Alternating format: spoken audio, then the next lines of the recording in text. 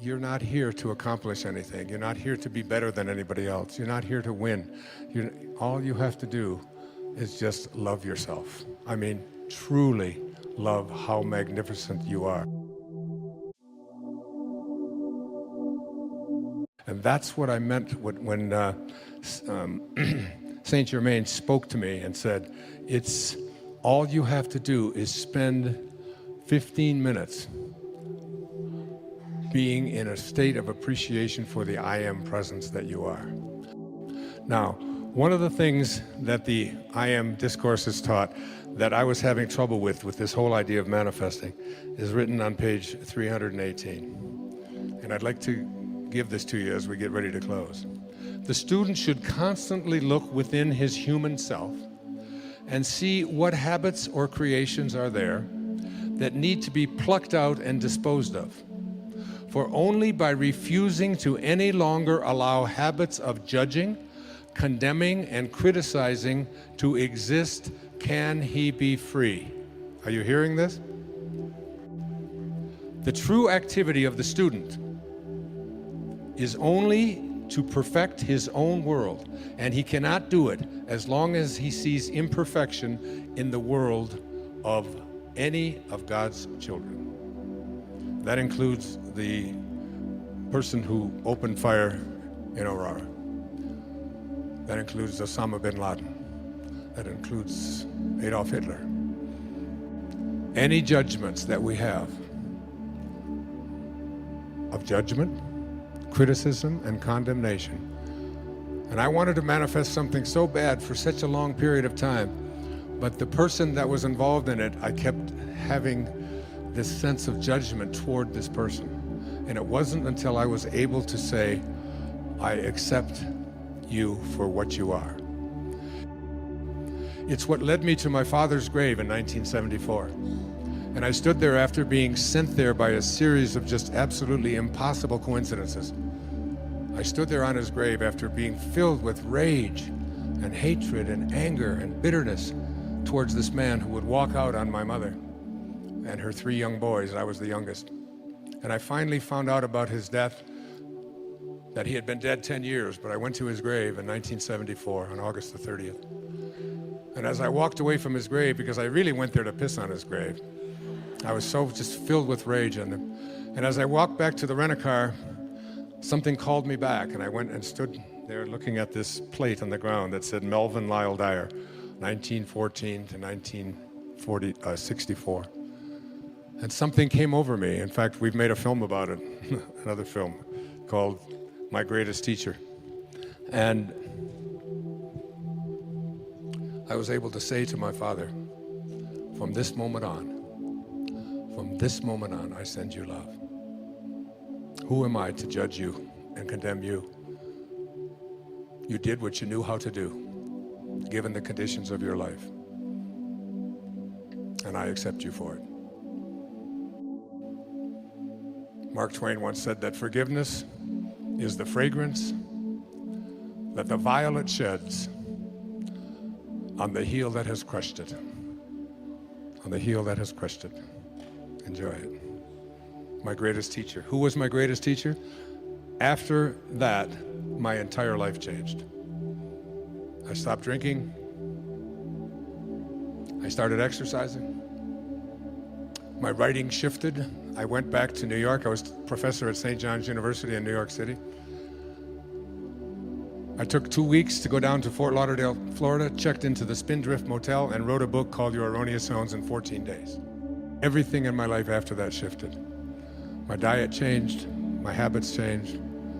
Everything turned around because I got the rage out of me. Because in order to attract the elements that are going to bring you the ability to manifest into your life what you want. Remember how I opened this program. We do not manifest what we want. That comes from a place of missing. We manifest what we are. The angels who will guide you throughout your life will only be there for you when they recognize themselves in you. And they cannot recognize themselves in you and guide you when you are filled with hatred, anger, judgment, condemnation, bitterness, fear, anxiety, stress. You have to let all of that go and be love. Be in this place of perfect divine love. Love for everything and everyone on our planet. That's self-actualization at work. And the principles for bringing this about into your life are the last 5 chapters of Wishes Fulfilled. But basically, what it says is, the greatest gift that you've ever been given is the gift of your imagination. Your imagination is yours to be able to do anything you want with. You can place any thought in there with the awareness of I am. There's a very famous poem about that moment of Moses speaking to God. It says, earth's crammed with heaven, and every burning bush afire with God. And those who truly know take off their sandals, while the rest sit round it and pick blackberries. It's your call. It's your call. So your imagination is the greatest gift that you've been given. And you can put anything in there. No one can tell you what can be there or what can't be there. Einstein said imagination is greater than knowledge. And he said if you want your children to have a great imagination, read them fairy tales. If you want them to be even smarter, read them more fairy tales. That's why I've written 5 children's books with that very idea in mind. The second thing is that you have to learn to live from the end. Whatever you have placed into your imagination, you have to act as if it already were your reality, independent of what anything or anyone else says.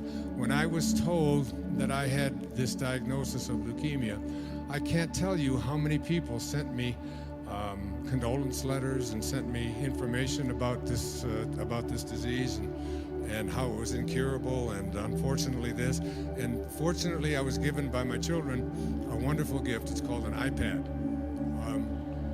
And it's got this wonderful feature in it. It's called Delete.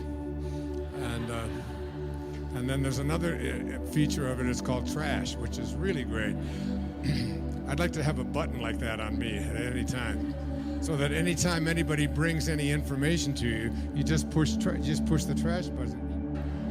The third of these principles is the principle of, I call it assuming the feeling of the wish fulfilled. You must be able to feel it, because every time that you feel something within your body, you give a instruction to your subconscious mind. And your subconscious mind is the part of you where you do all of your living. You want to redo your subconscious mind. Now, tonight, I'm going to give you guys such a gift. Tonight and every night for the rest of your life, I want you to take the last 5 minutes before you go off to sleep and realize that you are about to program your subconscious mind. All right? Your subconscious mind is most at home when you are unconscious, when you are asleep. If you spend the last 5 minutes of your day, which so many people do, reviewing all of the things that you don't like and all the things that didn't work out and how terrible you feel and who abused you and who was mean to you and who said this and they did this, and you're constantly doing this kind of thing with your mind, then you are programming your subconscious mind that when you awaken, because you're now about to marinate for the next 8 hours in your subconscious mind. And then when you awaken, you will rejoin the universal subconscious mind, the mind of God, from which we all originate. We're all just individualized personal expressions of that one thing that we call the Tao, or God, or divine mind, or soul, or spirit. But the Tao that can be named is not the Tao. So you want to be real careful about how you program your subconscious mind. This is from the book of Job. In a dream, in a vision of the night, when deep sleep falls upon men while slumbering on their beds, then he opens the ears of men and seals their instruction. Job 33, 15 and 16. When you are slumbering on your bed, He opens your ears and seals your instruction. What you place into your subconscious mind as you are about to go into this deep slumber is all dependent upon what you do the last 3 or 4 or 5 minutes before you go off to sleep. You want to place into your imagination whatever you have placed into the I am that I spoke about earlier. I am well, I am content, I am peaceful, I am happy, I am prosperous, I am abundant. If you just close your eyes and just listen to this meditation. It's from the book 3 Magic Words. Here's what I'd like you to say to yourself at night.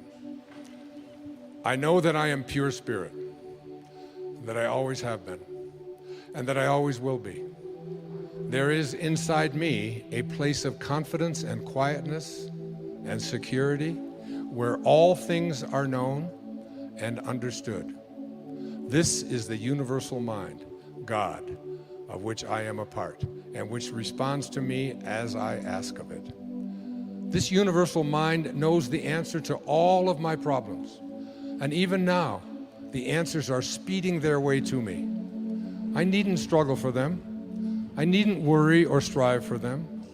When the time comes, the answers will be there.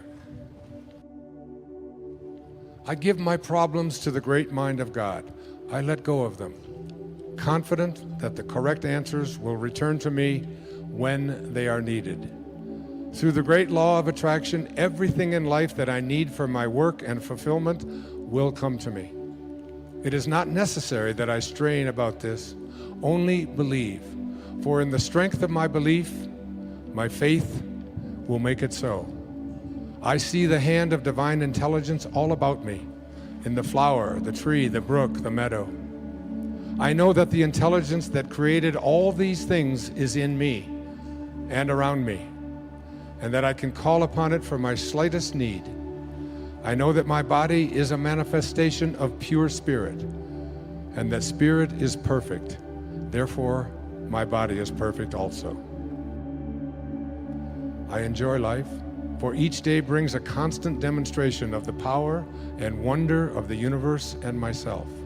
I am confident, I am serene, I am sure. No matter what obstacle or undesirable circumstance crosses my path, I refuse to accept it, for it is nothing but illusion. There can be no obstacle or undesirable circumstance to the mind of God, which is in me, around me, and serves me now. This is the great lesson. Know this within you. When Herman Melville was writing Moby Dick, he wasn't writing about a man looking for a whale. He was writing about a man, Ahab, trying to find his higher self.